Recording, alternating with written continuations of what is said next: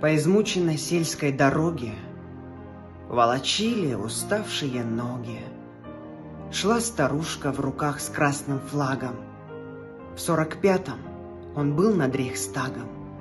Кто же знал, что консервами мятыми и на камеру шутками снятыми оскорбить можно армию красную и всех тех, кто погиб не в напрасную.